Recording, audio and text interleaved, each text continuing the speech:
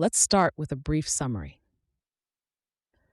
This article, written by Paul Graham in 2013, states that an investor's interest in an entrepreneur is usually based on other investors' interest in that entrepreneur.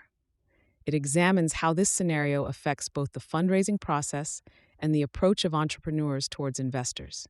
Also, it suggests that a successful fundraising process adds more confidence to the entrepreneur and more value in the eyes of investors. However, Graham also emphasizes that the fact investors' ideas are based on other investors' ideas can sometimes be misleading, and entrepreneurs should not manipulate this situation. Before we dive in, I want to share a quick note about how this podcast is created. As you've probably noticed, this podcast isn't voiced by a human, but by artificial intelligence. I'm obligated to inform you of this beforehand due to the rules of AI services. This podcast is made possible by our sponsor, Wope.com, an AI startup that combines content marketing with artificial intelligence to significantly boost traffic and revenue of your startups. For all the latest content, be sure to follow me at x.com/yigetkoner. Now, let's turn our attention back to the essay, The Dynamics of Investor Herding, Factors Leading to Investment Proliferation and Effective Management of This Process. Original title, Investor Herd Dynamics. Date, August 2013. The biggest component in most investors' opinion of you is the opinion of other investors, which is, of course, a recipe for exponential growth. When one investor wants to invest in you, that makes other investors want to, which makes others want to, and so on. Sometimes inexperienced founders mistakenly conclude that manipulating these forces is the essence of fundraising. They hear stories about stampedes to invest in successful startups and think it's therefore the mark of a successful startup to have this happen.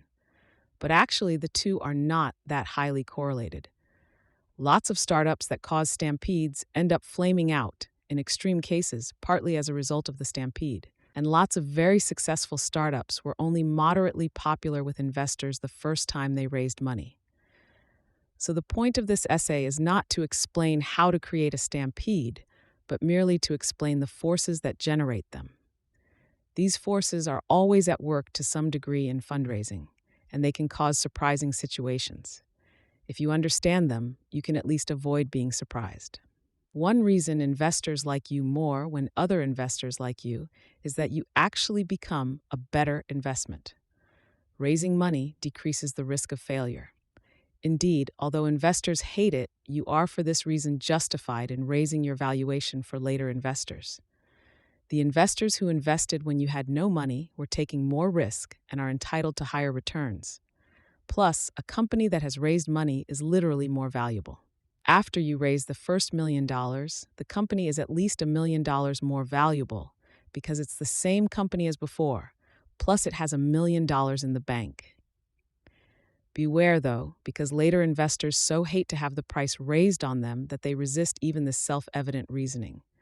Only raise the price on an investor you're comfortable with losing, because some will angrily refuse. The second reason investors like you more when you've had some success at fundraising is that it makes you more confident, and an investor's opinion of you, convinced.html, is the foundation of their opinion of your company. Founders are often surprised how quickly investors seem to know when they start to succeed at raising money. And while there are, in fact, lots of ways for such information to spread among investors, the main vector is probably the founders themselves. Though they're often clueless about technology, most investors are pretty good at reading people. When fundraising is going well, investors are quick to sense it in your increased confidence. This is one case where the average founder's inability to remain poker-faced works to your advantage. But frankly, the most important reason investors like you more when you've started to raise money is that they're bad at judging startups. Judging startups is hard, even for the best investors. The mediocre ones might as well be flipping coins. So when mediocre investors see that lots of other people want to invest in you, they assume there must be a reason. This leads to the phenomenon known in the Valley as the hot deal, where you have more interest from investors than you can handle. The best investors aren't influenced much by the opinion of other investors. It would only dilute their own judgment to average it together with other people's. but they are indirectly influenced in the practical sense that interest from other investors imposes a deadline.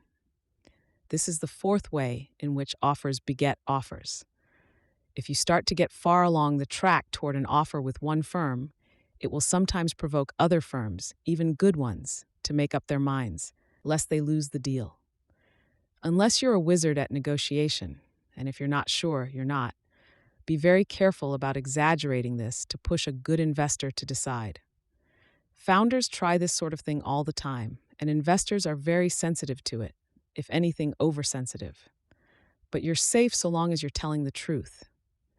If you're getting far along with investor B, but you'd rather raise money from investor A, you can tell investor A that this is happening. There's no manipulation in that. You're genuinely in a bind because you really would rather raise money from A, but you can't safely reject an offer from B when it's still uncertain what A will decide. Do not, however, tell A who B is.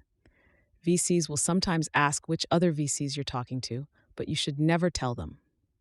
Angels you can sometimes tell about other angels because angels cooperate more with one another.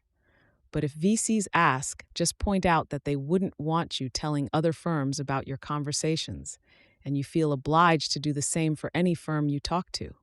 If they push you, point out that you're inexperienced at fundraising, which is always a safe card to play, and you feel you have to be extra cautious.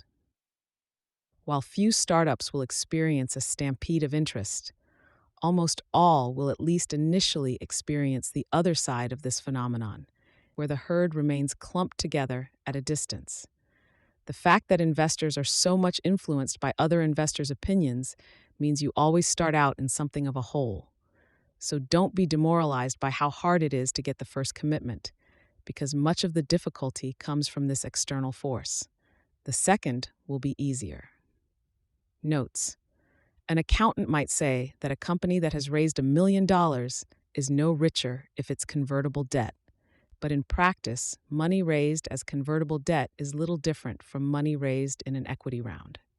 Founders are often surprised by this, but investors can get very emotional, or rather indignant. That's the main emotion I've observed. But it is very common, to the point where it sometimes causes investors to act against their own interests. I know of one investor who invested in a startup at a $15 million valuation cap. Earlier, he'd had an opportunity to invest at a $5 million cap, but he refused because a friend who invested earlier had been able to invest at a $3 million cap. If an investor pushes you hard to tell them about your conversations with other investors, is this someone you want as an investor? Thanks to Paul Buchheit, Jessica Livingston, Jeff Ralston, and Gary Tan for reading drafts of this.